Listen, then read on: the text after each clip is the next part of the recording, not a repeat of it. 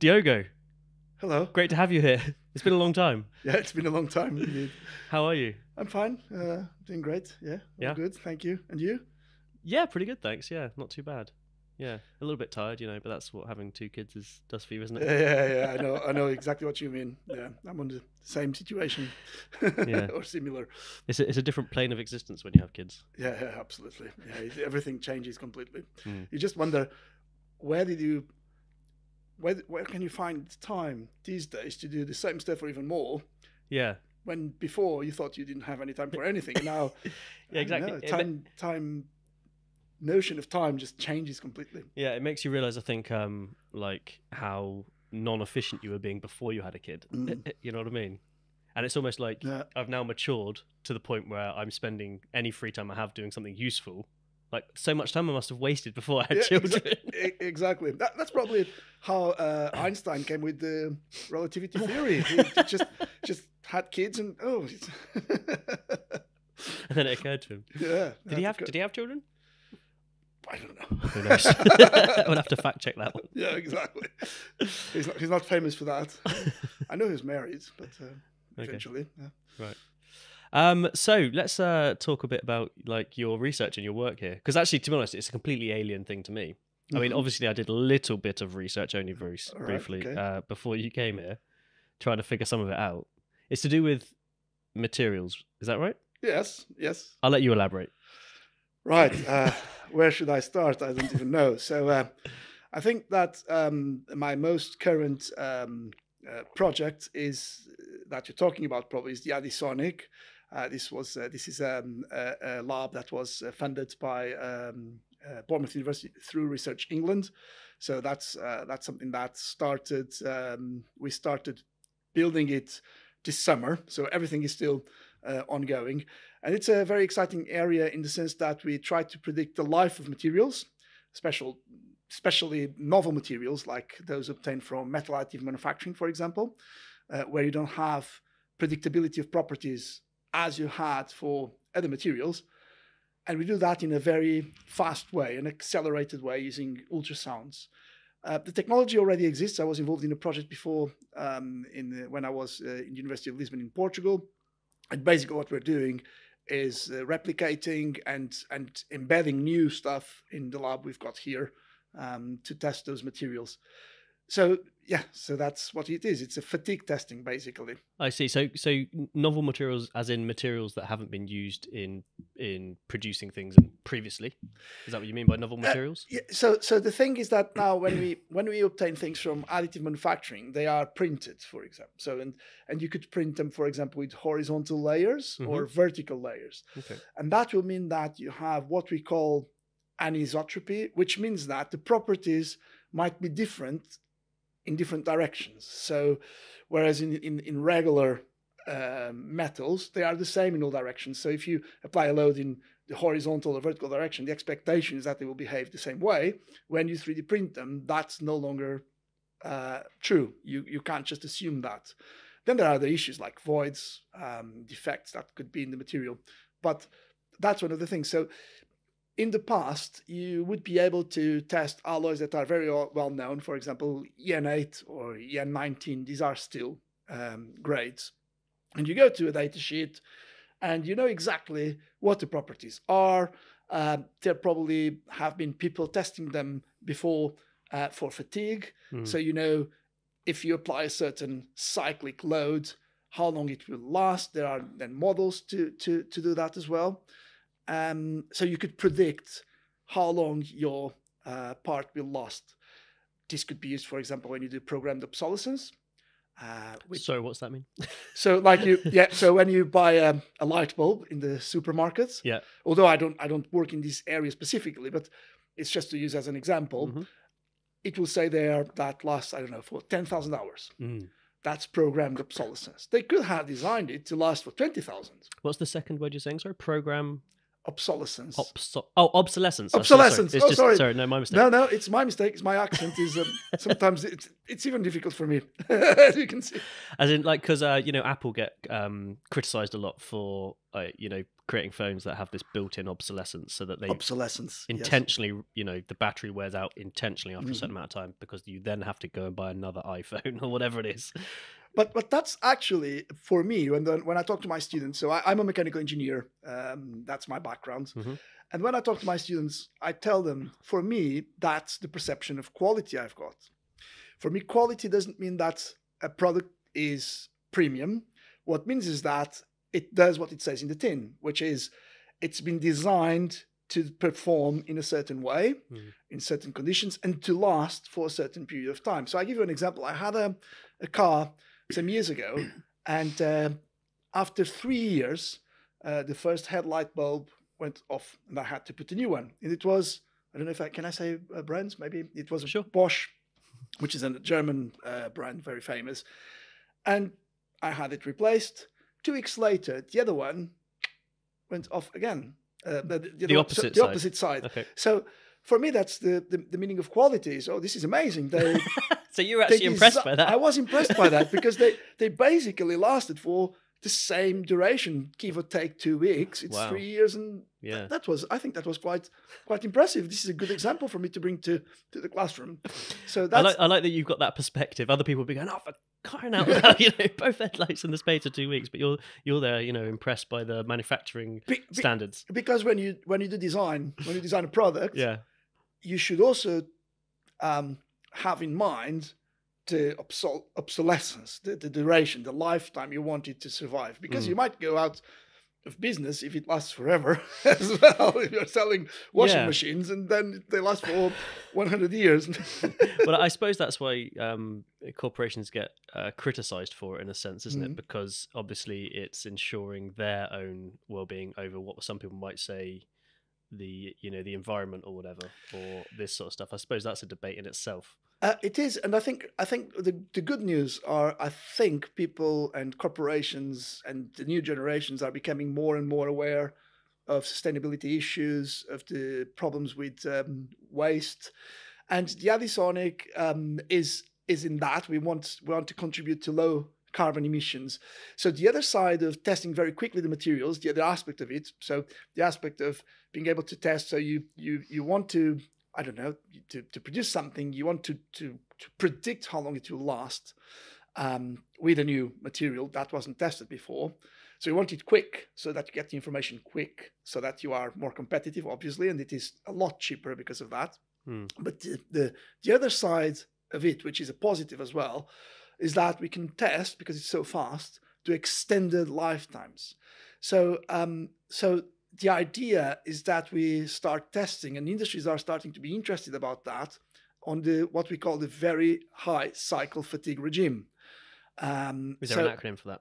Yes, that's so. If you the difference in testing is that the machine we use operates at 20 kilohertz. Right. This is becoming standard. There is no standard yet. There is a Japanese standard, but hasn't been translated to English yet. But typically, they are 20 kilohertz. There are 2 reasons for that. Reason number 1 is that you can't hear. Most people can't hear it. If it would be operating at 18 kilohertz, you would probably hear it, and it's a very uncomfortable sound. Above that, there are constraints in terms of the specimens, because we built coupons to be tested. I can explain that a bit later, how we do that. And they depend on that frequency. So 20 kilohertz means that 20 cycles per second. So in 1 second, we are deforming a part 20,000 times in 1 second.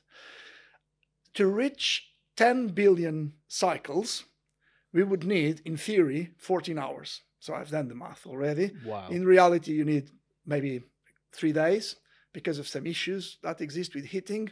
Yep. But if you'd be using a classical rotating test machine at 30 hertz, which is 30 cycles per second, which is already slightly quick, it would take you for the same test, working 24/7, 1 year. You just do the math. Wow. And that's the difference. So talking about a couple of days to 1 year when you want to test on these extended regimes. So there is some interest in that, because not only because of extending the lifetime, but this brings other opportunities in terms of markets.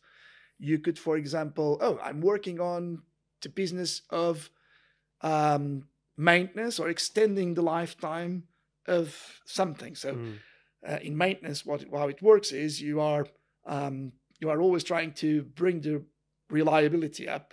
So what you try to do is to so something is wearing down, but then you could make something happen so that you bring back the reliability. So for example, an example is changing the oil in your engine, your car's engine. You do it every, 10,000 miles, for example. And the reason why is because what you want is to make sure that the lubricant you're using still has the viscous conditions it should have, that any debris that is inside, because there is wear, is washed away. You could still keep there the old oil forever, but the likelihood is that will wear down your engine more quickly. So what I'm trying to say is that there are techniques, and I was involved in a project where we did that. The objective is to treat materials. So this was a PhD student I had in another university, actually, but he was developing techniques to treat metals based in electromagnetic field treatments. And he observed a few things. One of them is that we can extend the lifetime of material with those treatments. The problem is, by how much? If you go to conventional testing, there is just no time to test and quantify that. So you need to go to these accelerated tests. I see. Right. Yeah. So this accelerated testing, you're using high frequency vibration. Yeah. It was ultrasonic, you said earlier, wasn't it? Okay. And this is essentially vibrating I'm not a scientist, particles, atoms, something like that? Yeah, we're vibrating I didn't bring any coupon. That was a shame. I forgot a specimen. It looks like an hourglass or a dumbbell, right? Like the shape. That looks something like that. If it is uniaxial, I've developed also for biaxial testing. But this is a solid structure? It's a solid structure, piece of metal. Okay. Yeah. Right. Yeah. And then you just vibrate that at high intensities to see what happens when it eventually fails. It develops a crack. Okay, I see. And when it develops a crack, it will eventually fail. Just breaks. It doesn't shut. It doesn't explode. That's a shame. In my mind, it's like. No, it was a crack. The crack grows, and the crack grows, and eventually it would fall apart. I would guess. In reality, typically, it doesn't really go down to that, because what happens is when a crack develops, the frequency decreases. So these machines are designed to operate in a certain frequency band. So it's between 19.5 and 20.5 kilohertz. So as the crack develops, the stiffness decreases. So the frequency, it's like when you have a guitar, your strings can go out of tune. And typically, the pitch never goes up, it goes down, because they become more loose. Yeah. They loosen of course. Yeah, a little bit. Makes sense, yeah. So, and when they are less tight, less stiff, the frequency goes down, the pitch goes down. And with the crack developing, it's exactly the same thing. The pitch goes down, and when it reaches the 19.5, the system stops. So you then can insist to try to break it, right. but it would stop when the crack opens up to a certain extent. So I might have completely misunderstood here, but to me, there's like a machine, there's like a box that you put this metal inside in the middle. Yeah. And then ultrasonic waves get pumped at it. Is that right? Or are they put through? No, the machine is the specimen has a screw. Is screwed to a machine. Machine has what we call I don't have any picture here to show, but it has an actuator, which is actually used for welding plastics.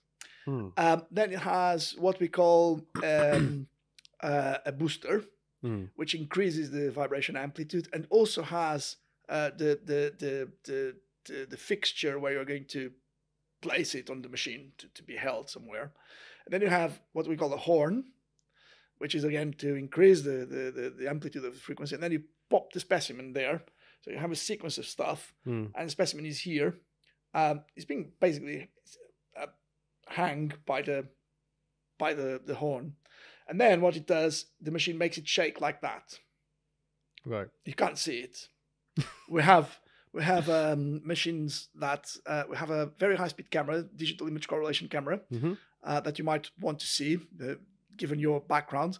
I'd love to see that. It's very high speed, and we can actually watch our specimens deforming at 392 kilohertz. So we're talking about 392,000 photos per second. Wow. So we need to have very powerful lights, LED lights, to be able to see the deformation. We painted the specimen. Are they LED lights? Maybe not. I would question that only because my knowledge of lighting is that anything that's LEDs are blinking on and off. You have to go 50 hertz. Okay, but you have to go and have a look. I will have to, yeah. You have to go have a look. It might be an incandescent light of some sort that's just glowing, maybe a filament. I thought because they're constant. I thought this was LED, but we can. That would be interesting to see. You are obviously invited. Oh, great! That'd be great. I'd love to the lab to go and see. Yeah, it working. What it does is we spray the specimen with a white matte paint, and then we spray with black on top, or we use a brush to do a speckle pattern, black and white, and then when it deforms ever so slightly, the camera picks up the pixels moving, and you can actually measure deformation. Then you could show it deforming in slow motion. It's very interesting. Wow. So I brought here this paperclip just to explain what fatigue is. Fab. Because it's something that most people might not be aware of what it is. Yeah. And I think the paperclip, I don't know if the camera will pick it up, but it's the best example I can find. So what we want to know is, if I apply a certain load to a material, which we call stress actually, how many cycles will it endure? So what I'm saying is this: if I sit here on this sofa and I stay here forever, this is statics. But if you go to IKEA, for example, I don't know if you've ever seen the sofas or chairs being tested. They're always a bit worn, yeah. But they do. There is a machine. Oh, they have a machine. I've seen the machines. Yeah, I've seen that. And opening and closing drawers and things. Yeah, exactly. Yeah, I've seen this, what they're showing is fatigue testing. Yeah. So doing that wears down, and that's why we call fatigue. It's like getting tired. You go to exercise to the gym, and you get, if you do it once, it's easy. But if you do it 100 times, might not even be reached there. So the materials is exactly the same thing, well, phenomena is different. But the paperclip, how it works is this. So if I deform the paperclip, I'm just going to deform it a little bit so that I can do it. And I'm going to basically bend it, and I count 1, and I do 2, and 3, and 4, and 5, and 6, and this is taking longer. 8. So I count the number of cycles. One, yeah. So I count the number of cycles, which is, come on, paperclip. You've got the world's strongest paperclip. This usually works very well, but you get the gist of it. I think it's not even deforming well anymore. Oh well, this is the strongest paperclip ever. It's a trick paperclip. It's a trick paperclip. I swapped it out before you came in. I don't know if you noticed. Come on, there you are. Okay, that must have been about what, 20? I don't know, maybe that was a lot. So this is called low cycle fatigue. What I did, which has different, there's different phenomena happening then at high frequency, but the principles are the same. So now if I would apply less deformation, less stress, it would probably take me more cycles until it would snap. Less stress meaning you're bending it less distance, for example? For example, yeah. Okay. So it would take me longer for it to basically snap. So what we do is, the most basic stuff we do is to have what we call an SN curve, which is a plot. Vertical axis, we have the stress, the load, the force, if you want, but it's typical in terms of stress. And on the horizontal axis, you have the number of cycles. And then you know that stress you applied lasted, I don't know, 10 cycles. So you put there a dot on the 10 cycles. Then you start decreasing, and then you go, and suddenly you have a plot, and you can have an estimate. Okay, now I know if I want the life to be, I don't know, 10,000 cycles, I know that the stress is that one. And with that stress, you can then design the paperclip to... So what you're talking about is the typical amount of stress a paperclip might be under when someone bends it to put paper inside it, for example. Well, I'm just using this as an example. Yeah, of course. As an example, but could be. But if you want to use, I don't know, you want to actually do the same number of cycles, the same stress, but you want to double the life. So you might want to make the paperclip diameter thicker. But you want to do it optimally. So that's where the engineering comes. Based on, are you talking about budget and those sort of things as well, and efficiency in production, all that exactly, sort of stuff? all that stuff, because especially paper clips, if you multiply this by millions or billions, a little bit of increments will have a considerable cost. Yeah. So that's where, well, I'm sure you can design a paperclip. You don't need to be an engineer for that. But if you want to I'm not sure I could, to be honest.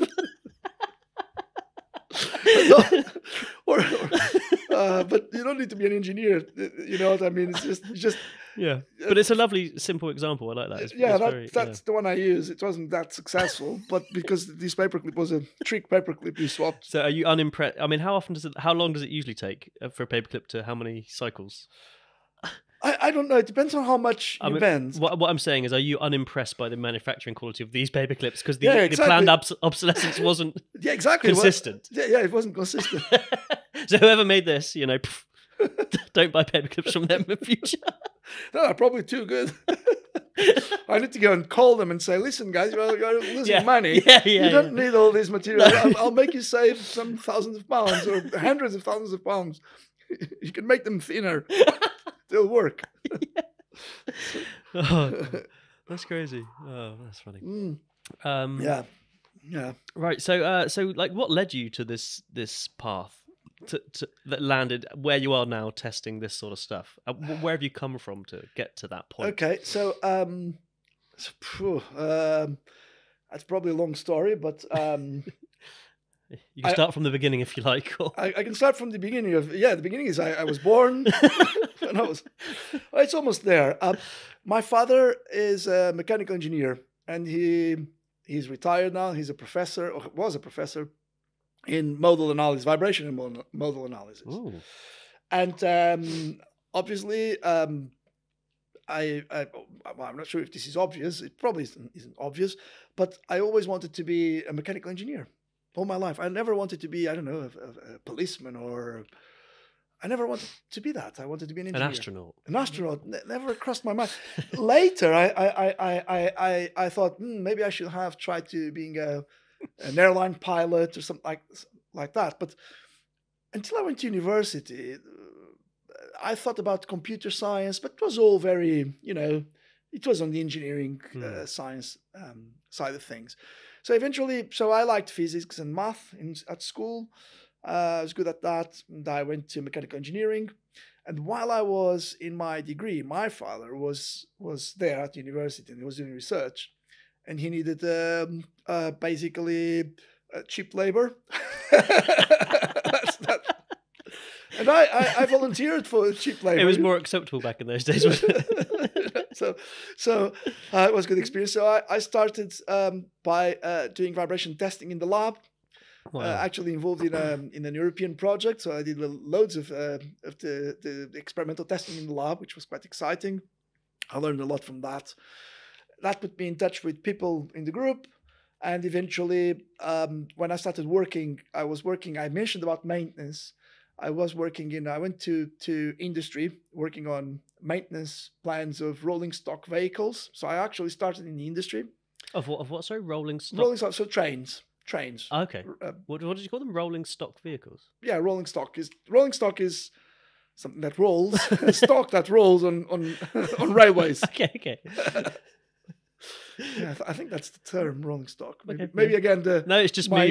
It's my ignorance to this stuff. No, so basically trains, trams. So developing maintenance plans for that, wow. Which was. And how old were you roughly at this time? So I was around about 22 to 24. When I was 24, then there came the opportunity for me to start teaching in a polytechnic, and I wanted to try because of my father being in academia, and so I did that, and eventually I started doing the masters. Then I did a PhD, and because I had that contact with experimental testing in vibration analysis, I continued that pathway. So I did my PhD in structural health monitoring of composite structures. So what you're trying to do is to assess from vibration-based patterns if you have damage and where it is. That was my PhD. Try to locate it. In what? In a material? In a material. Okay, wow. So when you have composites like carbon fiber, one of the issues is the barely visible impact damage. So what is that? This is typically low to medium energy impacts that these laminates suffer. For example, in an airplane, could be a tool dropped during maintenance, or could be hailstone, or could be, I don't know, something debris that is in the runway and hits the fuselage of the aircraft. Right. The problem is when it is barely visible. What this means is this: if it is low energy, that is not sufficient to introduce any damage. That's fine. If it is so hard that you can see it with your eyes, that's fine. You can repair it like a bullet. Oh, yeah. it could be too well. You don't need. If it is a bullet, you see there's a hole there somewhere. Yeah, I think that's where it hit. I think that's where exactly. The problem is when you can't see it with your bare eyes, but it might be... It's weakened the material in yeah, some exactly. way, right. But you can't see it because what happens is typically this type of damage, in the outside you can't see it. It has a small indentation that is so small that in the whole scale of things, it's just very difficult to find. But internally, the structure might be damaged. And because composites are used as structural elements, that could be dangerous. So my PhD was about doing... shaking the structure, not to the point of failure, shaking the structure lightly, and from the vibration patterns, detect any differences in the vibration patterns and try to, from that... So are you shaking it from each different axis to try and locate exactly where... We can do that, but because there were plates, I was just shaking in one direction. So right. we consider it's what is called plane stress. So because I was doing only plates. So... Right. As in like China plates, like plates that you eat? No, you might think I was joking when I said that. I wasn't. a plate is a structure where one dimension is a lot smaller than the other two. So that door over there could be considered a plate, right, or a shell. That's what I'm calling plate or shell. It's a shell actually.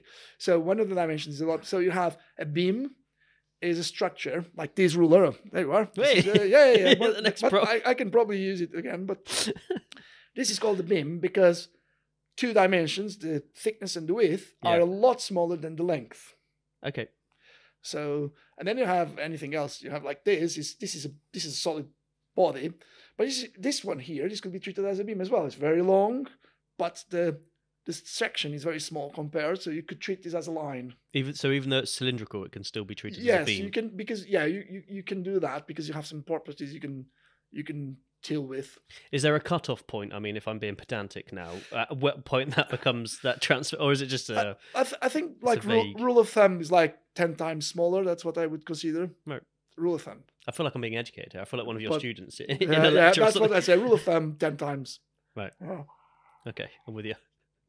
Yeah. Do you know my sister is a structural engineer now? Oh, is she? Yeah. Oh. She did her thesis on bamboo. That's as a structural material. Which in the sense is it's studied like a composite material, like carbon fiber, because bamboo has fibers, long fibers. Okay. That's really an interesting. She says it's very, very good, and I forget the terminology. It's good in what, compression, but not so good in bending. Something like that. Is it? I don't know. I don't want to get it wrong, but one of those things, or twisting. Who knows? I would probably. So you need to do a lot of things to it in order to be able to say it's actually good in tensile and bend, because there are different types of load. So what I said to students is something like this shape. Well, obviously, or maybe a cylindrical one is better to say. I will call this, from an engineering point of view, I can call this either a bar, a shaft, or a beam. And they might be exactly the same object. But when I'm saying bar, beam, or shaft, I'm basically saying that the loads and the function is different. So a bar operates in tension or compression. A beam operates in bending. This is bending. And the shaft transmits power and basically twists. Oh, okay. Yeah. So it's around those three axes upon which force could be applied to the thing. And they don't have combination. That effectively defines what its purpose is. Yes. Or its purpose defines what you call it. Yeah. When I give it that name, I'm actually saying implicitly, what if it is a beam? I know it's bending. Yeah. So a beam in a house, for example, what we're saying is that there's forces being applied above. No, for me, it's like this. Yeah. This is a beam or this. So, if it is vertical, I call it probably a pillar. Yes. Or a column. Yeah. Because it's going to be compression. But I don't call it a beam. Like it could be exactly the same object. Yeah. But because the position and the way it is working is different, I give it a different name. Yeah. I get that.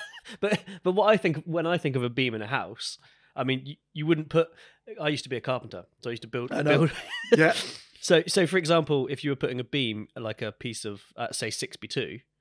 You wouldn't put it flat like that because it would bend in the wrong way, but you'd put it upright like this because then the force being applied. Oh yeah, absolutely. So when you were saying a beam bends, this is what I'm getting confused. Well, so what you're talking about is because you don't want a beam to bend, do you?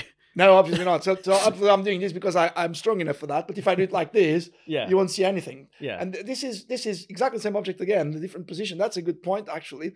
What we are changing here, it's the same object, same geometry, same material, same loads being applied, but the stiffness changes considerably if you put it that way or that way, because what we're changing is what we call the second moment of area of the cross section. Right. So this second moment of area about the neutral axis is a lot larger than this one, and so that's why I can't really bend it, or I'm bending it, but I can't see it. Yes. Yeah. It's just very, very small. Fab. I'm glad we cleared that up. So you were born in Portugal, is that right? No, I was born in London. Oh, were you? I think we might have had that conversation before, actually. That's rung a bell when you said that. I was actually born in London too, but my parents are both Portuguese, and I went to Portugal when I was 1 year old, right? Probably. So what was your childhood like? It was nice. Generally speaking. It was good. Yeah? Yeah. I can't really complain. It was a very, very, very good childhood. Did you read a lot when you were young? I had a guest on yesterday who's professor in our department. Yeah. And he just said he read all the time when he was young. So I have to admit that I didn't read a lot. Yeah. But I was. You're more of a practical kind of person, I guess. I'm more practical, and I think I was quite a computer nerd, or I don't know if I can use that word, but sure. I had a Sinclair ZX Spectrum 48K, which is in the computer. 80s. It's a computer. Right. I've seen a photo of it somewhere. There is a photo somewhere in the university. I've seen it today. Really? Yeah, with the rubber keyboard. And I used to code in BASIC at the age of 8 and 9. I was doing simple games, coding simple games. So that was my I did a piano with the keyboard. So you'd play with the keyboard and you could play different tunes. I did games like swapping letters. So you would write imagination, which is the word there, and then it would swap the letters and you had to guess. I don't know. I did simple stuff there. That's quite impressive. At age 8. 8, I mean, it's 9, it's encouraged these days to get into coding, isn't it? But back then, I mean, because with the Spectrum, you had no choice really. To load a game, you had to put loads, and then it was inverted commas, and then push enter, and it would load the game, which took forever.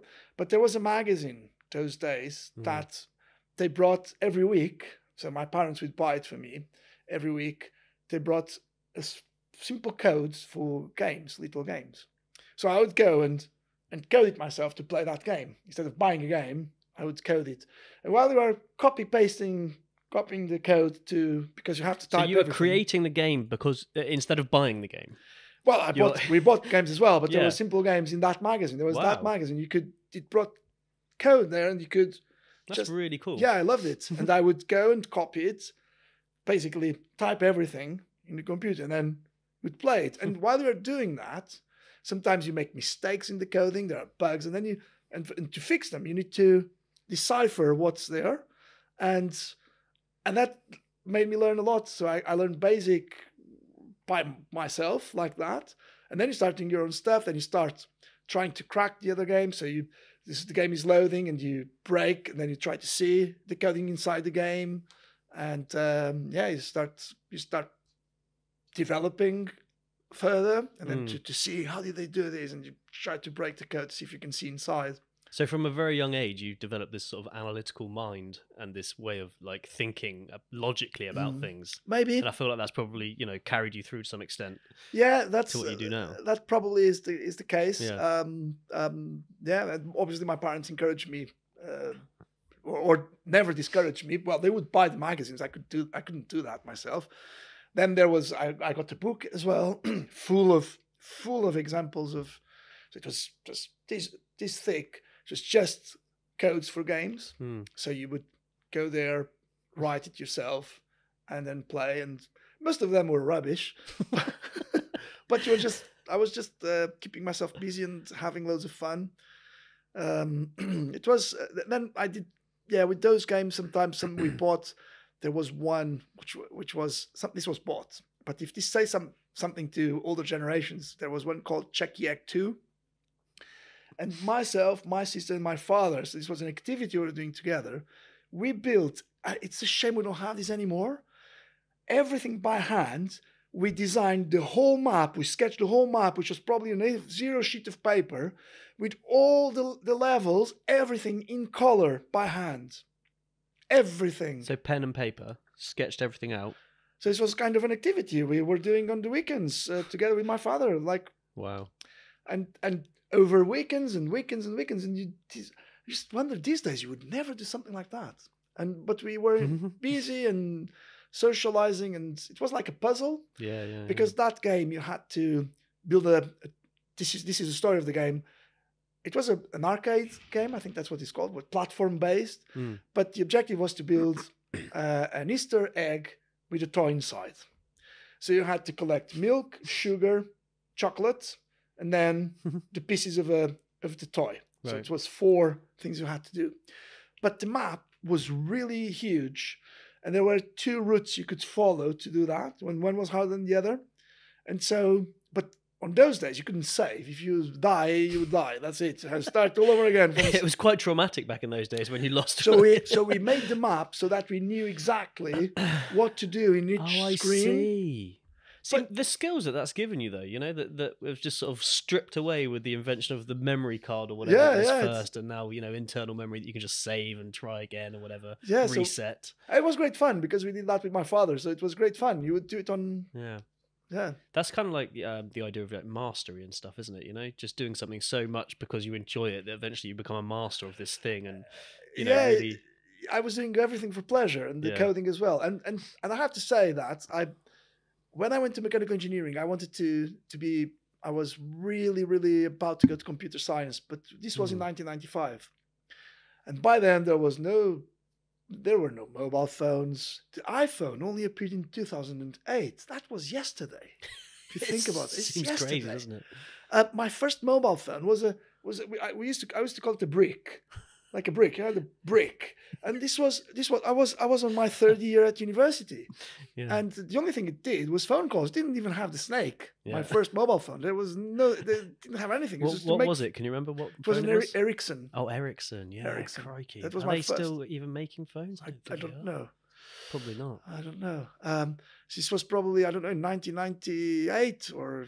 And did it have Did it have just like 9 buttons, like the numbers and the 0, or did it have? Because you remember BlackBerry came out and it had every single letter on a keyboard. No, mine had the asterisk and the cardinal, the numbers, and then the green button to make a call, and but the mind red you, button. you couldn't text at that point anyway, is what you're saying. So it's not like you needed the letters. My mobile phone. Well, it did. I think you could text, but you used to be able to page. One had A, B, C, D, F. So you would.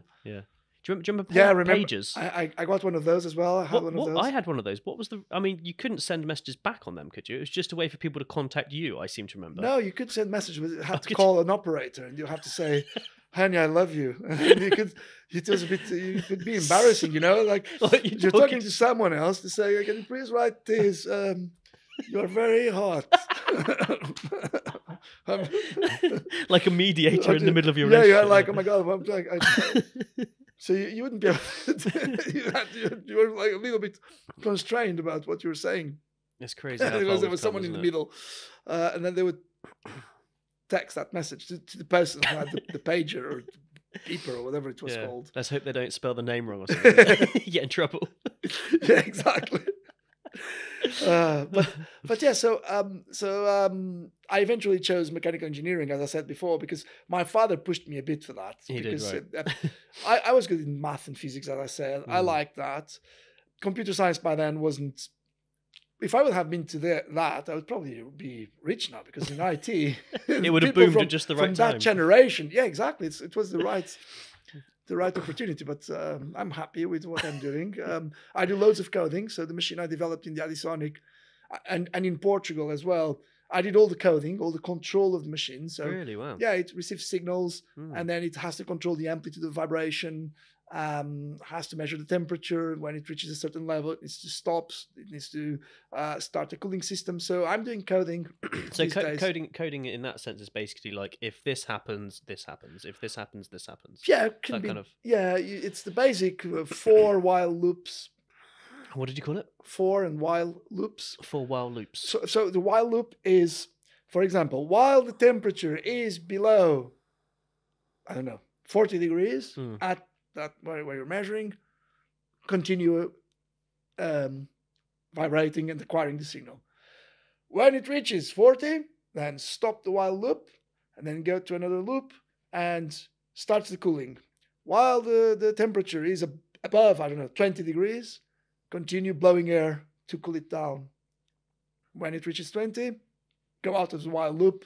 So it's called a while loop. It's an if condition if you think about that, but it repeats. I see. Goes back until the condition is met. Is this part of the problem you were saying earlier about cooling and stuff? You said there's a problem. You can't run this machine 24/7 because of cooling. Is this part of what you're getting at now? So that's the thing is materials have something called so there are three properties in vibration that are quite important, which is the stiffness, as you managed to talk about quite well in a good example. There's the mass. It's really important as well. And there is the damping. The damping is this. So if I shake this beam, it will eventually stop shaking. And that's because of damping. And damping is a mechanism of energy loss. And eventually, energy will all be converted into heat. That's what happens. But I can't really feel the increase in heat here. But if you did that 1,000 times, maybe you'd. If you do it very, very quickly in materials at 20 kilohertz, you will see the material getting hot. And when the machine is on the beta version, so when it's not really working as you intend, so temperature reached that level, but the while loop continues spinning around, it didn't stop. That's why I have there an emergency button. You will see smoke coming out of the metal and turning blue, which is oxidation, like quenching, and you don't want that to happen. I guess that makes for an unfair test then, because I suppose when materials are hot, they respond differently to vibration. Yes, right. Very good. Thank you. No, yeah, definitely. So that's why we need to. So we can actually have the downside is we need to have a range of temperature which is relatively limited, so that we don't have those differences visible. But the advantage is, if we want to also test it in harsh environments at higher temperatures, we could do that as well, very easily. So, it has. So we need to cool down the specimens somehow, because of what you just said. It does change the stiffness and the properties and the life, etc. The ductility. Is that a problem? I mean, to me, I'm thinking it must be heating up just after, say, like 10 cycles or whatever, a little tiny fraction of a degree or something. At what point does it become a problem, or is it always a problem, even at the? Do you know what I mean? It can't just go from cold to hot suddenly. It must be a no, but we're talking about 20,000 cycles a second. It's like it's doing this 20,000 times in 1 second. You can't even fathom that. I can't even really. But this is why we can't even see it happening. It's really, really fast. So it's so what I'm saying, after 1 second, does it not heat up? Oh yeah, just a tiny bit. So is that a problem then for testing, because it's never truly a reliable test in that sense? Well, it probably takes a few seconds until it reaches it. Yeah, it's feasible. Yeah, it's feasible. It's not. It doesn't become a problem, no. But obviously, the higher the stress you are introducing, the quicker each sequence of testing has to be done. And then obviously this brings other questions, which is, well, you know, there's something called the overshoot. So if you, I don't know these days, but in the past, I remember if you have a sound system with a good subwoofer, you turn it on, there's like bump sometimes, or if the amplifier is not very good, or if it is valve type of amplifier. Have you ever seen that? You turn it on, there's like a pump. That's an overshoot, and like a pick. And that's something that with the stop and start, that's an issue we have. But yeah. So what causes that? This is a mathematical.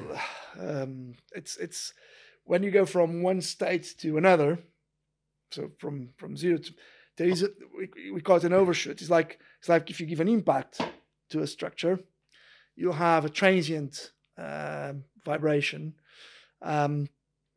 So it's a mathematical concept. It's I'm trying to explain this in layman terms. If we would explain this mathematically, it was easier but harder because it involves differential equations. Let's not go there with me. I mean, go ahead if you need to. But it's like when you go from. I'm going to try to use these words. So when you flick a switch on the wall. It's like giving a small impulse because you're changing from a steady state to another steady state, from here to there. There is an impulse. As slow as it is, there is always it's an impulse. Sort of like a momentum. Yes. So it's like pushing something. So it will bounce more and so it might go up first and then drop back down. Yeah, exactly. Oh, I see. Okay. That's called an overshoot. Right. Nice. And that happens always. So when you flick a switch, so there are obviously ways to reduce that, control that, filters, I don't know, whatever, making smoother transition. But there will probably always be there something. I think it is residual and it's not important, but there you are. It's a difference from having everything in steady state, continuous forever, or on, off, or on, off, on, off. So this is a problem with did you call it the ADDISONIC? I don't think it's a problem because we're talking about... But it happens with that as well. Yeah, it's once every hundreds of thousands of cycles, right, which is irrelevant. Yeah. That's the thing. Fab. Yeah. So you have a son? Yes, I do. Who is 5? Turning 5, yes. Turning 5. Are you in the back of your mind, are you hoping he gets into this sort of industry as well? Like you said, your father sort of pushed you into. Well, so will this just be a generational thing that lasts forever? You know, my father before me was. I don't really, on one hand, obviously, but when he shows an interest, obviously, I feel like yes, he likes that. So one of the things he really likes to do. And it's one of those things. I don't know if it was me who influenced him or if it was him who saw that I liked that, so he pushes that as well, and is like doing construction stuff like Lego. He loves Lego. He loves doing Lego with me. So we play a lot with Lego, for example, or constructions with wooden blocks. He loves doing that with me, doing domino or doing a building or.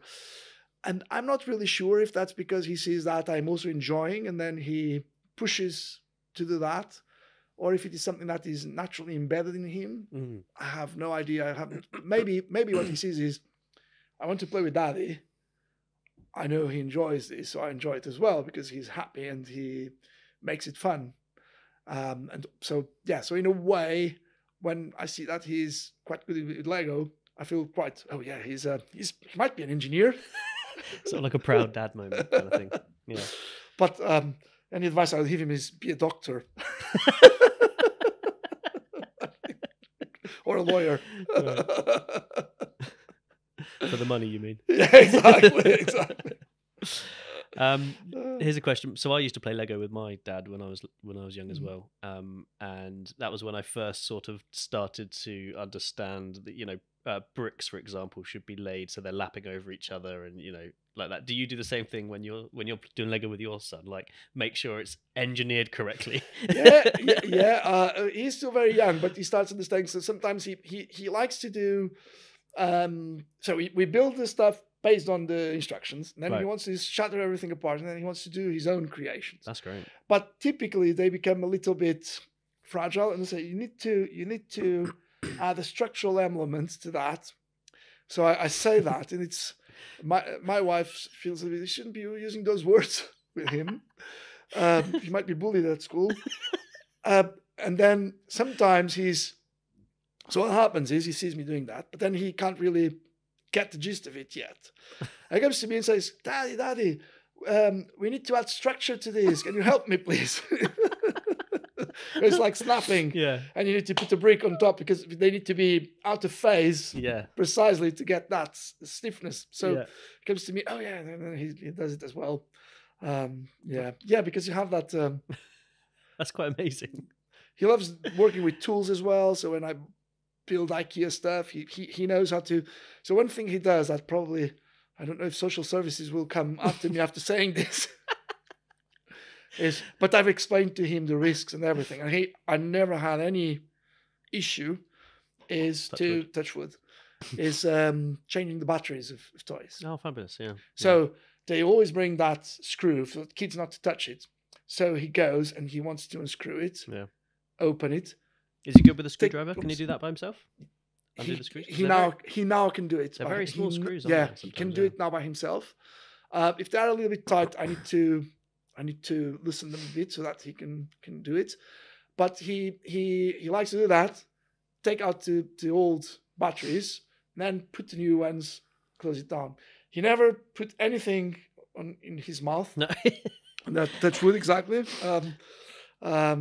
And I think now he's turning 5. Yeah, that's already gone. But he loves doing that. He loves putting, and when he started wanting to do that by the age of maybe 3, he would be like crying if I wouldn't allow him to do it. So so I have to. He wouldn't be able to take the screw out, but I would do it for him, help him, and then So he likes to do those things. Yeah. I think that's fantastic. That's sort of like, handing the reins over to them as much as you possibly can at an early age. Yeah. I do the same with my daughters to a certain extent. And I think it's because they see we are having fun as well. I think they probably understand that's probably a good way to connect with us as well. When I build loads of stuff at home, and I'm very proud of something we did. For someone like you, it's probably going to be insulting, and probably you're going to think it's not insulting, but you're going to think it's probably horrendous. But we retrofitted 2 cabinets from IKEA on a wall around fireplace. Nice. So they were a lot longer than the fireplace. So I bought all the kit, and I learned that IKEA furniture is cardboard inside. Yeah, it's really flimsy. What's this? It's cardboard inside, like hexagon. It's quite clever in a way. Yeah. But my son... Well, IKEA has optimized their, cost for what is it? I don't know. It looks much better than what it actually is. But he helps me building the stuff, putting the screws, and what he really likes to put is the wooden dowels. Place them there, and then he goes with a wooden hammer, and he back. Yeah, likes to do that. So because we bought our house a year and a half ago, where we did loads of work. We painted the house, built IKEA furniture, made some stuff or adapted stuff as well. And he was there around, and I gave him some simple tasks to keep him busy as well. and make him feel that he was part of the joy. Yeah. That's brilliant. Yeah. So what does the future hold for you? Where do you see yourself in 5 or 10 years time?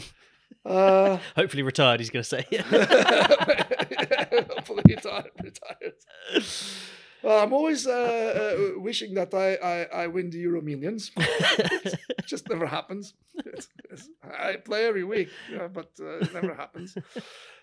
So I'm currently an associate professor in structural dynamics, which is something I haven't mentioned yet. Yeah, I hope that the ADDISONIC grows. We are now having a postdoc joining our team, maybe in March. I obviously, as part of the career, I intend to be a professor, and who knows? I'm also head of the department of design engineering.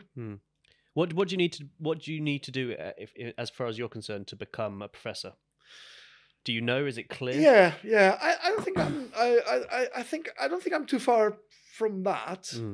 It really depends. There are two areas where I'm investing, which is research and leadership. And so, yeah, I just think I need to do a good job. But there are some metrics we've got in terms of research. It's about publishing in good journals. They're typically, if other researchers are listening, they should be looking at journals on, if it is in scope, was in SJR quartile 1 or quartile 2, which is also important for research excellence framework. Getting also partnerships with industry, because we also want to do stuff that has a meaning to the world and can have applicability and has an impact. So that's the other way to measure is impact. So if I'm just studying vibration because I think it's cool, it might have no impact or no meaning to someone else. So the idea is to make sure that we're doing stuff that has a meaning to others, to society, to businesses, to whatever. And the other thing is that we need to ensure is that we basically cooperate with others internally as well, not just externally. Build teams, networking, and have some fun, I think, with what we're doing. I think that's we live here, I don't know, 8 hours a day or more. So I think it's a third of your life, isn't it? A third of our life. Yeah. We have to work with other people, and I think the thing to do is to just get advantage of that. Different cultures, different people, learn from that and have fun. I think I think that's the thing. It's to try and have some fun. So those are the three things I think is to, in terms of research, try to publish. To research that has an impact, so has to have economic benefits, so for funding as well, and have fun, I suppose. I think that's That's very nice. I think we should end it there. Yeah, that's a wonderful message to end on. Yeah, okay. Do you have anything else to say? No, I think I have so much to say. Well, you have to come back on us sometime. I didn't use this until the end. I wanted to explain loads of things. Oh, go for it. No, go on. If you've got more to say about the ruler, I mean, I'm all ears. No, I brought this as a purpose. No, it's just to explain the principles of the machine. But that's probably go on. We have time. How long have we been going? Okay, we're not even at the hour mark yet. Go. That's probably boring now. No, go on. No, I'm all ears now. You've got to do it now. We've started. No, just to explain one thing that is differentiating from the type of test we do is that typically on classical testing, you have a machine which you call a universal test machine or a tensile test machine or rotating or bending, whatever. If it is tensile test, you have something, you have the shoulders on the specimen called the shoulders, and you have something that holds the specimen on this end, you have something else that holds on this end, like my hands. Now what you do is stretch and compress, and then you do this.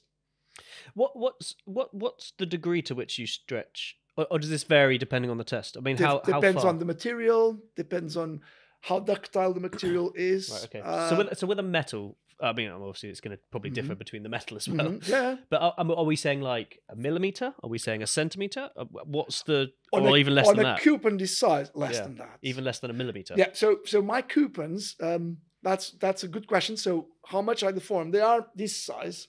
Okay. The specimens. Oh, because I suppose the actual size of the thing would vary. Yeah. So the specimen is like this: a steel specimen, an aluminium specimen, titanium specimen is roughly this size. Okay. We're talking about 10 centimeters to 15 centimeters long. Mm-hmm. The diameter at the shoulders is 10 centimeters, and at the center is 1 centimeter, sorry, at the shoulders, and 3 millimeters at the center. And it's this hourglass shape that you would describe. So it's like pinky finger, the size of it. Yeah. So the amount that we vibrate, it deforms, is in micrometers. So you can't really see it. It's microns. What's a micro? So I can visualize this. What is that as a fraction of a millimeter? Let's say. It's 1,000 times smaller than a millimeter. Right. Okay. So thinner than a hair. Mm-hmm. So that's how much it deforms. Wow. And on the ultrasonic fatigue testing machine, you don't use two grips to deform it.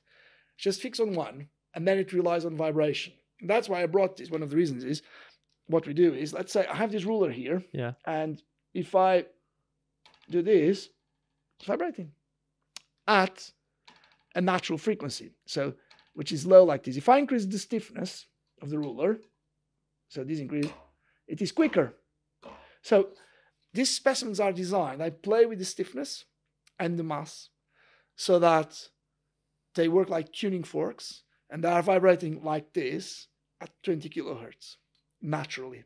So if you would hit them with a hammer, they would vibrate like this at 20,000 cycles per second.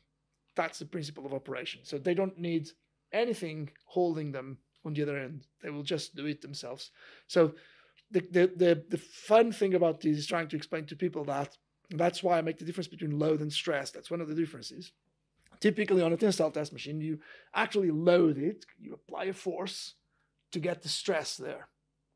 These machines, the load in theory tends to zero, but you still get the stress.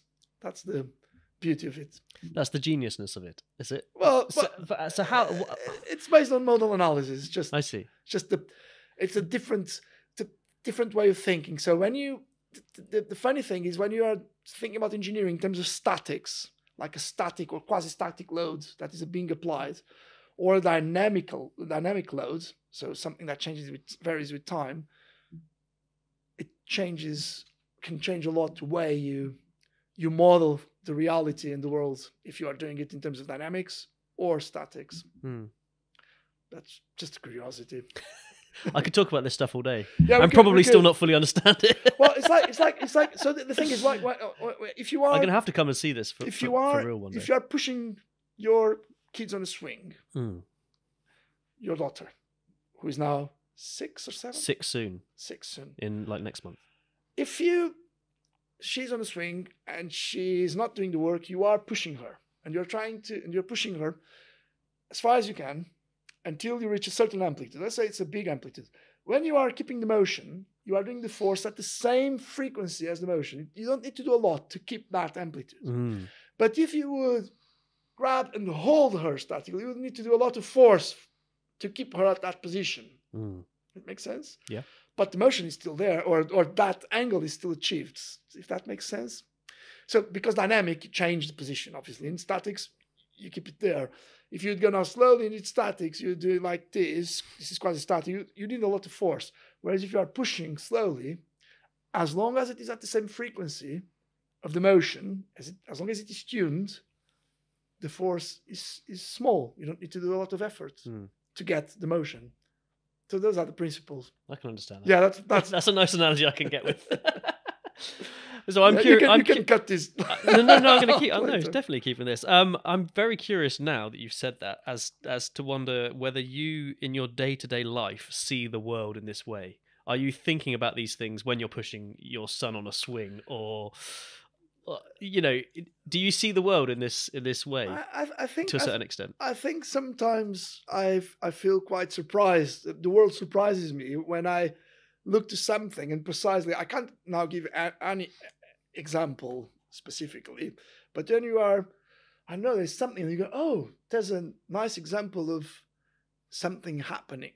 Well, you said one earlier about your headlights in the car and stuff like that. Headlights in the car. There was this is not mine, but this was someone who worked in the same field I met many years ago, which was she really understood the phenomenon of resonance, which happens in mechanical structures, by cooking a soup.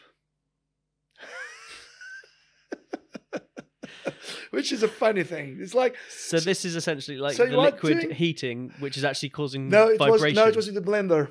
Oh, in a blender. Yeah. What? Not the blender. Not the, the how do you call it? On the stove.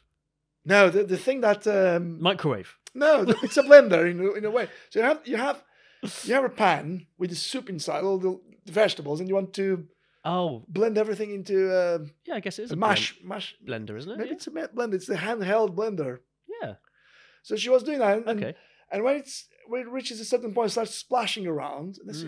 So the amplitude increases, and she couldn't understand resonance. So, well, anyway, what I'm trying to say is that sometimes there are things in real life that we wouldn't think about, and suddenly you relate with those things you are actually studying or doing or And I think there's a whole lot of beauty to, and you can find beauty in anything in life if you understand it deeply enough, I think. Yeah, well, that's like if you can see the patterns behind, a boiling pan of water, it's suddenly not a boring boiling pot of water anymore. Yeah, from my perspective, I like to think about things in these terms. It's a little bit like Sherlock Holmes, like the research side of things, trying to understand why things happen. So I think that drives a lot of the type of life I'm doing. So when you asked why I ended up doing this, one of the reasons is because obviously I had my father who was maybe I have the Oedipus complex unresolved. I don't know. But you need to become a professor, don't you, to fulfill that? Yeah, is that what you mean? Yeah. So, but in academia, I can do everything. I can be an engineer. I can keep in touch with the younger generation, so I don't get a lot older. It does help with that, doesn't I can do research. Yeah, I can do research. I can do management. I can do everything. So I found in academia I could do that. And what it's really interesting is to try and find responses to stuff. That's what you try to do. You have a question about something, and when you find the answer or when it makes sense, it becomes a lot more interesting from my perspective. So I think you make a good point on that. So suddenly, now I understand this. So it's now I have an interest and I want to learn more, probably. And a different perspective on life. When you learn, you change. Yeah, you transform as you learn. Yeah. So absolutely. To me, it's also fascinating that there's people in this, just in the whole, everyone has a different perspective based on their knowledge base. Yes. So you're walking around looking at things in a completely different way to what I might be, and to what everyone else might be. Yes. No, I understand exactly what you mean. So when I'm an engineer, I'm wired like an engineer. I did my first degree. Wired is a good choice. Yeah, exactly. I'm wired like an engineer. I think like an engineer.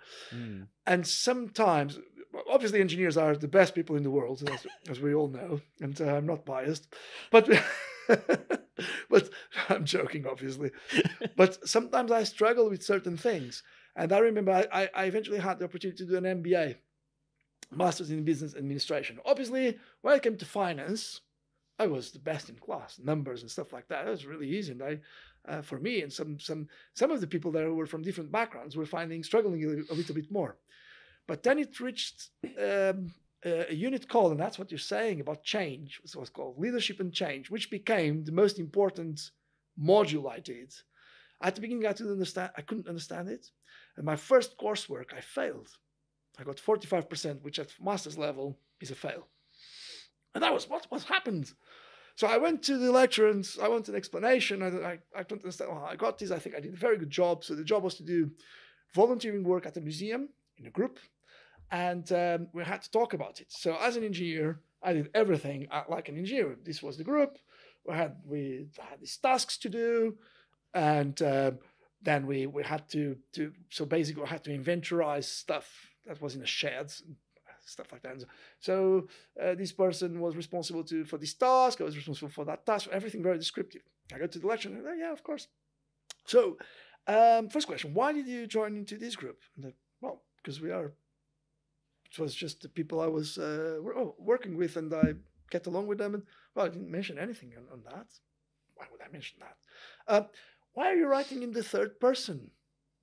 So we engineers, we write in the third person passive voice. So instead of saying, I went to the, I did this experiment, I say, the experiment was done.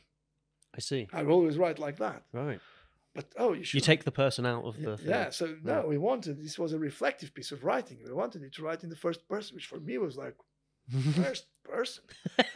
And they go, I go, well, here you say that this person took the leadership, because it was on leadership and change, of this task.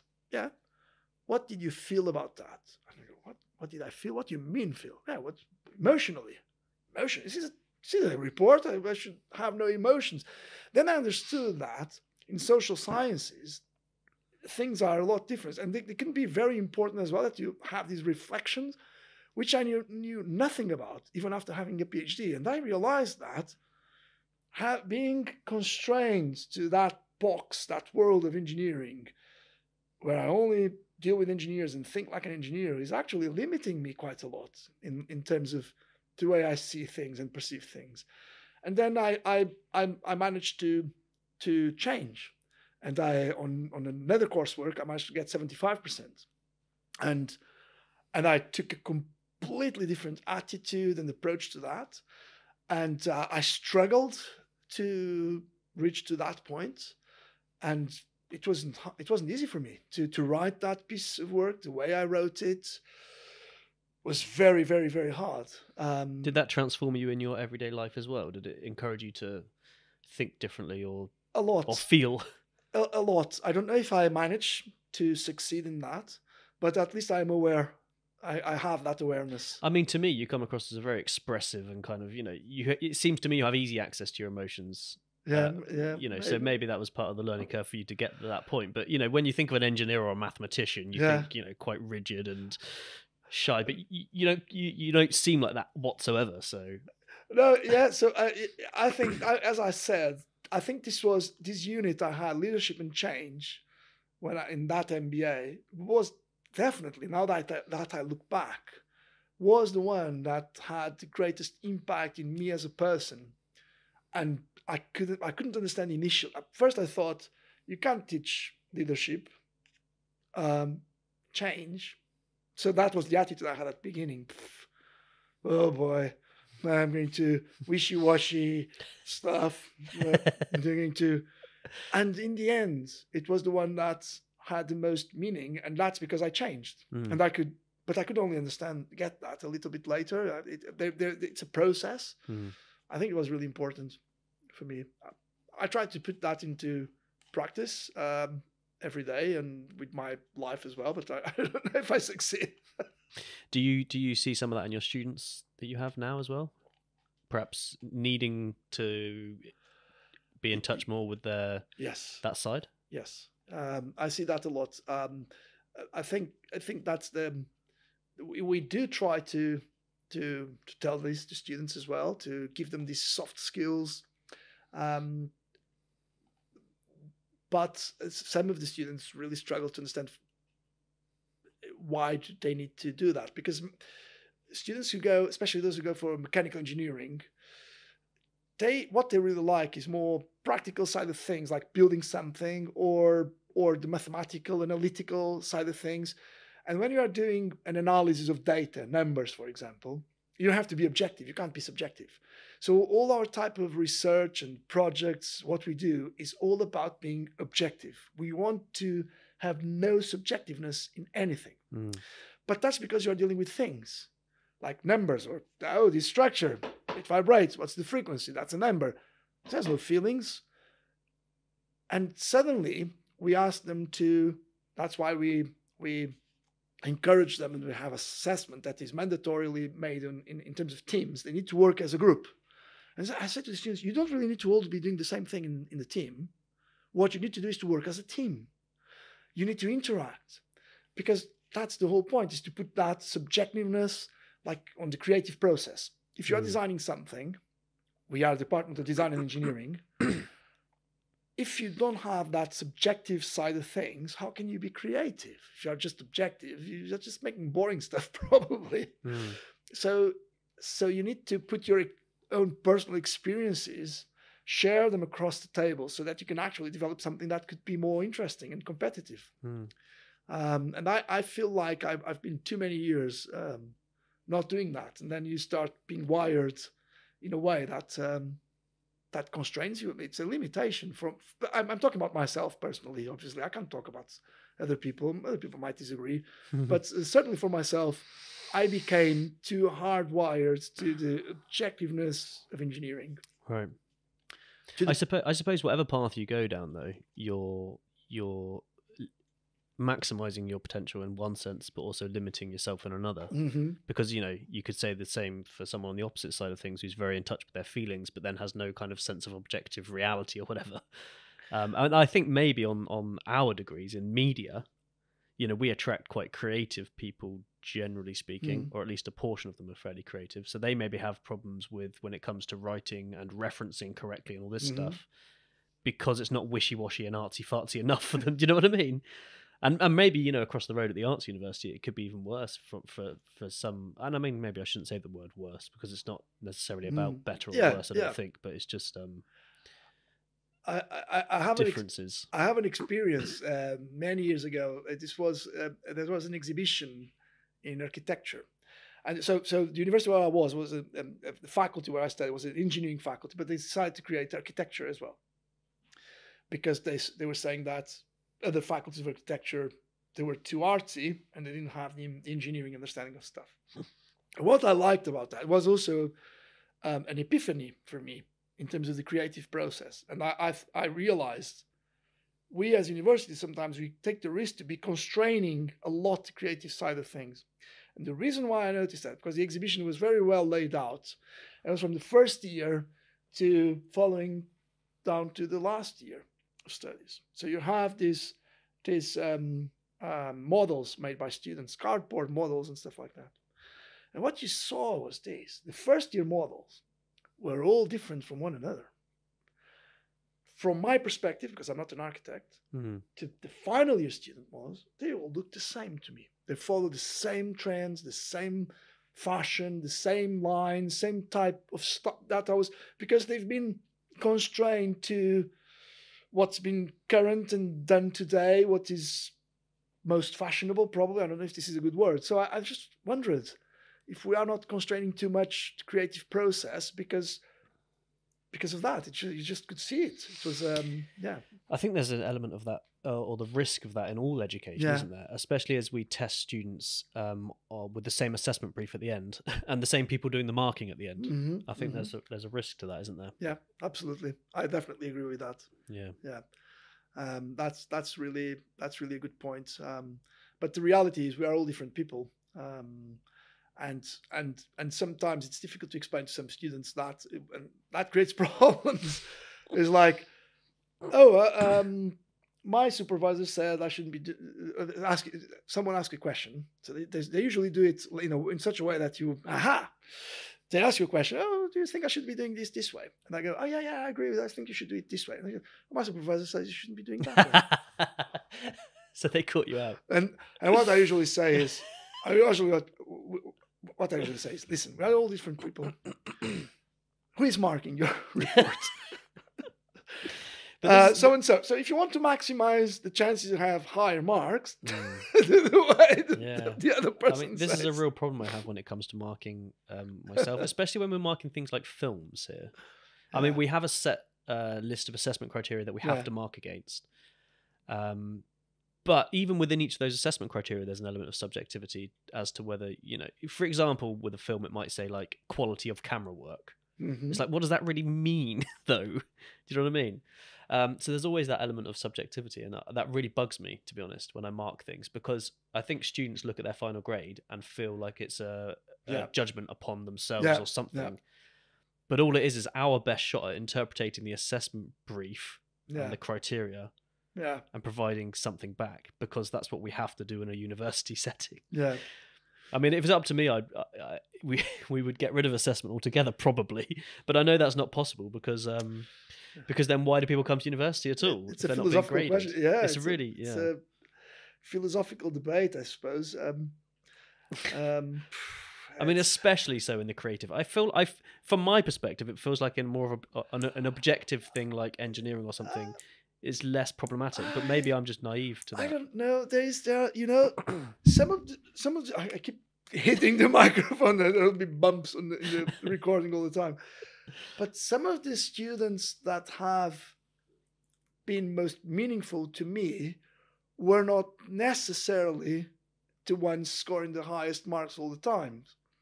I have one of the students, there are two students now, I just came to mind, two students that I would hire them any day of the week. I don't think any of them got first class in their degrees. One of them failed one of my units in his first year. Failed one of his units. And he had to repeat the year, just that unit, because we wouldn't allow him to progress to the second year. I was quite tough on him. But you know what? He hated the unit. He didn't like it.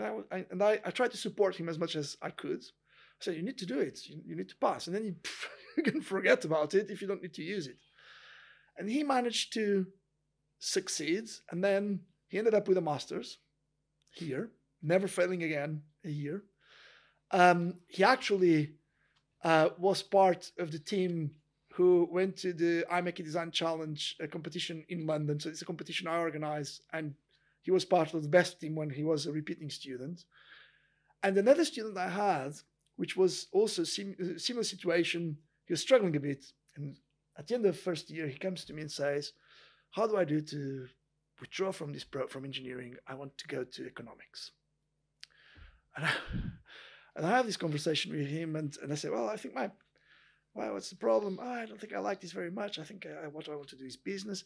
I said, well, you see, I think being an engineer is good. Then you do an MBA and stuff like that. So you're still trying to test the waters. Then he appears in the second year. Halfway through, he goes, I want to step down. I don't like this. And he did it until the end. and he kept repeating this process of not feeling like he didn't want to be there. But. And for me, what is really amazing about that is that what he's demonstrating to me is that even when things look a little bit adverse and against you, and you might not be enjoying, because that's real life. I wish I was working in the aerospace industry, but I started in the rolling stock in trains. So it's like you can't really choose that. Sometimes you can't choose what you do. Is to be able to demonstrate that they can succeed even when there are barriers and challenges ahead. And he became a good student as well. And I don't know what he's doing now. The other one is in touch with us. They are coming here for a talk. So he's coming here for a talk, the other one. The first one I talked about. But it's sometimes there are students that quite surprised. Oh, I have another one. It was not very. Oh, sorry, you can then cut down all this. He was a first year student, not very strong. Second year, I had another competition in units called engineering simulation. So what I did was they had to optimize a part from a car. I'd give them to them. You need to use a computer, and there were some target specs they need to do. And he was attending all the lab work, all the CAD labs. CAD means computer aided design or CAE, computer aided engineering labs. So using software to do simulation-based work. And he turns to me and says this to me. You think I'm the underdog, but I will win this competition. Was it Al Pacino? It sounds like Al Pacino, the way you're saying. And he did. Really? He won. And he went later on. He was my final year project student. He did a stellar job. He's the type of student who, when he wants, he's the best. Right. When he doesn't care, he passes. I love that. I think that's really good. If I just, okay, I have to do it, not taking joy, I don't see the value, I'll do it to the bare minimum. If I'm really enjoying it, I'm going to be the best. And he was that. Really, really good. So there you are. Another example of someone who didn't finish with first class. That sounds like a student who knows that they're there to do things because they want to learn things they're passionate about, as opposed to someone who just wants a certificate at the end that says 70 or above it. Yeah. Because I often find there's a distinction. Like, it bugs me no end when students say, what do I need to do to get a good mark on this or whatever? Yeah. Or, they're so transfixed sometimes on the assessment brief that they forget to learn in the semester before. It's like, you're here to learn. You're not here to just get a a degree. I agree. But that's if this goes on air, and if anyone watches this, or students in particular, I don't think having first class marks does necessarily make that difference. It could help, but I think it probably helps more to employers to see your extracurricular activities, your hobbies. So that when I first started writing CVs, I couldn't understand the hobbies things, and I never valued that. And now that I am actually looking to CVs, I don't want to see first class in mechanical engineering, first class in mechanical engineering. Well, who cares? I want to see, everybody has that when they are applying to, that's probably essential criteria is to have the degree. So I want to see the other stuff. What is it around that? Who is the person? That makes you the person for me to want to recruit you. So what's the differentiating? Because you are applying for that position, essential condition, having the degree in engineering. Is this recruiting for the university? Even for university, for example, yeah. I do a lot of recruitment, yes. So you need to put there things that meet the criteria, obviously, because we have a person specification. But what is it that makes you being exciting? What are you giving to the business or the university that we don't have? Which is really difficult. It's really difficult to do, but I think that's you receive a pile of 50 CVs.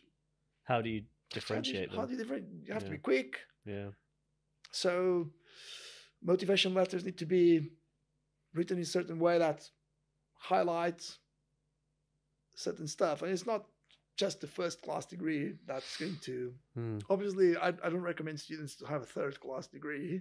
Or just don't write it on your CV. Definitely. That's probably try a bit harder. But as you say, it's not necessarily. It's more of a sign of overcoming adversity that is inherent in everyone's journey through education. That if you come out of it with a good grade or whatever, it's just showing that you can deal with all that adversity and still bounce back and achieve something. I suppose. Yeah. It's not necessarily suggesting that you're going to be the best at that job or whatever in the real world. And what I say is, if you are shortlisted, sometimes you could even tell a story. Why didn't you get the first class? Would be a question. And the answer could be, well, because I was busy doing their stuff, and that took me time, or because I planned to have, this was my target. If again, for me, that's the quality thing. If you say to me, my target is to have a third, and if you get the third and you don't fail, I think that's a pretty good outcome, because it's probably difficult to try to get the thirds and pass at the same time. How can you control that? Isn't it? So you'd be impressed if someone achieved to land in the correct band. If someone would say, my target is to be in this band without failing, and what you're then I would think, wow, this is what you're thinking is maybe because they're optimizing the amount of effort they put into their degree versus maybe they've got a job outside, or maybe they're a carer or a parent or whatever. They've optimized to the point where they know exactly the amount of effort they need to put into their degree to come out with the third. Yeah, for me that's probably you might disagree, or people watching might disagree. No, it's of course, it's debatable, obviously, but I think it's I think it's hard. It's probably harder to have that control of it's probably easier to try to get to 70 and then you get 40 because you thought you knew certain things that you actually don't know. So that's what will happen to me. That's an interesting way of thinking about it. So it's just a way. It's just a perspective. It comes full circle back to your headlight story, doesn't it? Really, that as well. Yeah, exactly. Yeah. So now it's probably right. Diogo, how do you pronounce your surname? I don't want to get that wrong. Montalvão. Montalvão. Good. Yeah, and it's actually Diogo, isn't it? Diogo. Is that good? Yes, perfect. You didn't seem so sure when you said perfect. Because the problem, if I say it in Portuguese, it's Diogo. Diogo. Yeah, it's we close the vowels. Okay. If it would be in Portuguese Brazilian, you'd probably say Diogo. Right. Might you open a bit more. Okay. Yeah. So it's Diogo Montalvão. Okay. Dr. Diogo Montalvão. Thank you so much for coming and chatting with me today. Thank you for inviting me. I really appreciate it. Thank you for having me. And I can't wait to go and see your machine in action at some point. And the cameras, you might want to use them. Yes. Who knows? What cameras are they? Sorry, we're getting onto a topic again. I'm not very good at ending this thing. So this is a system. I can say the brands, right? Yeah, please. So it's a system from Dantec. I actually have 3 cameras. Yeah. I have a very high-speed camera, which does high-speed 2D imaging, so it doesn't measure out of plane. And I have 2 low-speed cameras that do 3D, so you could see the deformation in 3D of an object. Wow. But you could want to film, I don't know, it's an Amtech camera. You could film, if you wanted, a bullet going through jelly, and you want to see it in slow motion. Do you ever watch the slow-mo guys on YouTube? Yes. That's what I'm saying. Stuff. Yeah, so this camera does that. Wow. You can use it to do those things as well. Why not? It's a camera. It's a camera. I use it for different stuff. I'm gonna have to come in and steal that camera. Yeah, Sounds great. I'm very happy to that. My name goes on the paper. Okay, that's the only condition. You have to cut this. Yeah. But that's, the camera is there. It belongs to the university in the bottom line, and if that brings me to cooperation with other groups, why not? Wow. But now it's there. It's actually quicker than 390,000 frames per second. You can go higher, but you decrease the resolution. Of course, there's always a trade-off. Yeah. Because it's data. lines, yeah, and so you are filming. I'm filming just a little bit of the specimen. That's why I can go that fast. It could be even quicker if I increase the resolution. It decreases the speed. Yeah, but you could do that type of filming, knowing that you are in that field. That's good to know. Maybe you have dozens of them. No, not at all. Now you know who has it. I think the fastest cameras we've got are like 180 frames per second or something like that. That's pathetic. Yeah. It's pathetic. I can't do anything with that. Or maybe like 240. I don't know. We do have cameras that go like maybe to 900, but again, the resolution is so pathetically small that you're never shooting that. If you want to have an explosion or something like that, no, we don't do anything. That's very specialist, really. That for what, compared to what we do. You never know for this podcast, like the film this whole podcast in like 300,000 frames per second or something. You can see. You wouldn't even see it like that, though, would you? It would look like a static image, wouldn't it? Yeah. That's an interesting philosophical thought as well, isn't it? How long would an hour-long video be? The longest YouTube video in history, like 10 years and a half. And you'd watch it, and it would just be like watching the sunset where it doesn't seem to move at all. Yeah, exactly. But you know it's going down. Yeah, there's something's happening, but it's just nothing is actually happening. I find that an interesting thought as well, like the different like frequencies in life that you know, like a fly, with its reaction speeds, must be somehow living at a higher frequency than we are, or experiencing life. Yeah, definitely. Like perhaps because obviously I said earlier the lights are blinking on and off 50 hertz, so there must be some animals that can see that flashing. Possibly. Maybe. I don't know. Yeah, because the aliasing if you put here something spinning, you'll see some aliasing. Like on the cameras, when you film and the wheel is spinning and then starts spinning the other way around. Yes. Helicopter and stuff like that. Yeah, all that sort of stuff. Yeah. Yeah. Anyway, we need to finish. Thank you very much. Yeah, Thank you. Go. Thank you.